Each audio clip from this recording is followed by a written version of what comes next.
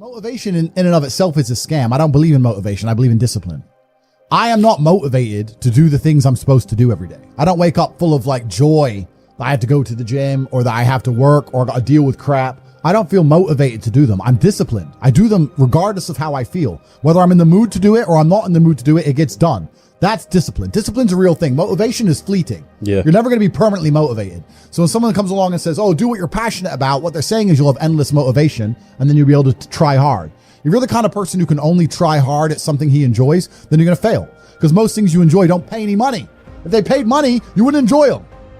It's called a job, right? Nobody likes their job. You like your hobby. I'm sure you like playing video games. Maybe 1%, 0.1% can make money from video games, right? Most people, you ain't ever going to make it. Yeah. Do you think the guy in China who owns a concrete plant is passionate about concrete? Do you think he's sitting there stroking it at night, naked in bed? Fuck no. It's money. Be passionate about success. If you're passionate about money, then you can be passionate about anything. I'll be passionate about any business on earth that pays me. If you pay me $1 billion to dig that hole, I'll be very passionate about that hole. I will dig that hole with passion for the cash. Yeah, because you know the cash. For the money. Yeah. That's right. So when people come along and say, oh, you need to find something you're passionate about, follow your passion. Bro, you're going to follow your passion to the fucking food bank. You're never going to make any money that way. You have to sit there and go, what is going to pay me? And I often talk, this is another thing we teach inside of Hustlers University, and also the War Room. The War Room is a network I have, which is a level above HU. Mm-hmm. Everything I've talked about with brotherhood and people you can trust and capable people, that's what the War Room is.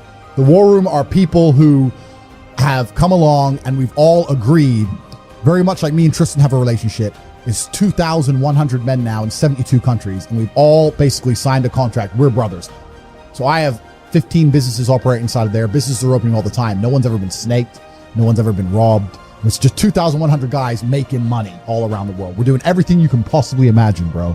From selling olive oil to private jets, you name it. We got it all going on. So this is serious. It's very much like the Freemasons, but cooler. So that's the War Room. So we got the brotherhood aspect as well. But yeah, it's all about people. It's all about network. That's the truth. I think that I view the world in a violent way. And I don't mean that in a negative context. I say a lot of things and people take them as negative, but I see them as positive, right? Like I say I'm an angry person and people imagine me to be like unhappy. Yeah. I'm super happy, but I'm angry. Angry is motivating to me. You can't sleep if you're angry. So you better work, right? So I'm an angry guy, but I'm a happy guy. And I see the world as a violent place. I've always seen it as a violent place. If most people look at a tree, they see a beautiful tree, right? If I look at a big, strong, beautiful tree, I think he must have fucked up every other little sapling around him. He took all the water, took all the nutrients. He destroyed them all. There was once 20 trees and all 19 are dead. And they got one tree left. The big G, top G tree. Oh, not one. Top tree. Take. That's it. That's violence. Violence got him there, right? He destroyed his enemy. That's how he got to the top. You see a beautiful tree. I see violence. You understand?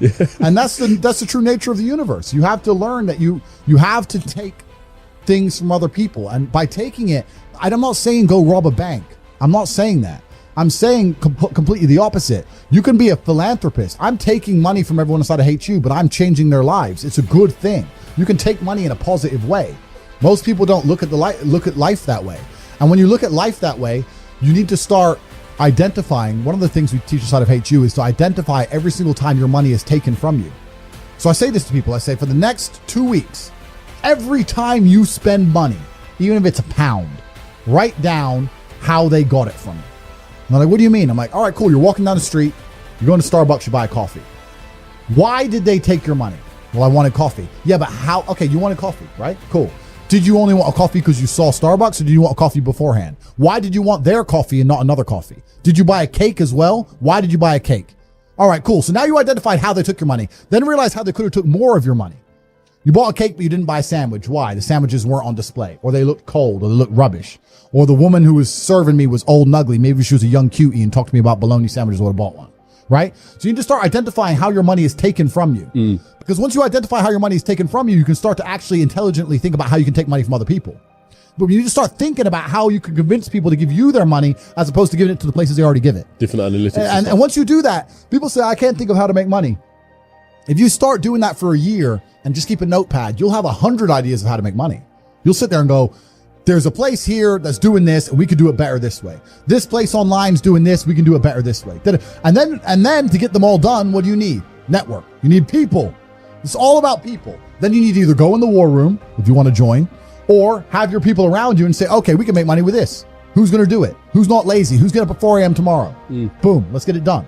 So there's unlimited ways to make money, but most people go through life and their money is taken from them and they don't even identify how they got tricked out of it. They're just happy with it. Yeah, they just have. How did I spend 16 grand in Cirque last night? Oh, because my ass got drunk. How'd they get me drunk? Well, because the guy, when I first bought the first bottle of champagne, was there on the table, pouring, putting it in my hand, got me drunk, then I spent 16 grand on bottles. That's how they got my money. So if I open a club, I need to make sure when people first come in, they get fucking hammered. Nobody thinks about it that way. Nobody thinks, how did they get that out of me? Right? Why am I spending $2,000 for dinner in Novikov? Is it the food or is it the fact that I'm in Novikov and tag myself in Novikov?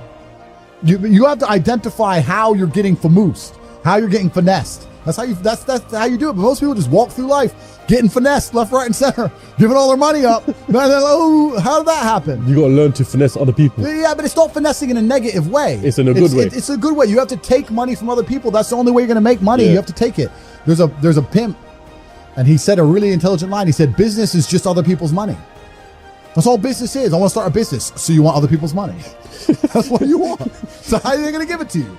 You have to think about it. Nobody thinks about it. And the easiest way to think about it is to think how you're giving yours away. That's a mental model you should adopt. Yeah. And you'll end up with loads of business ideas. Business ideas are everywhere. It's just execution, which is difficult.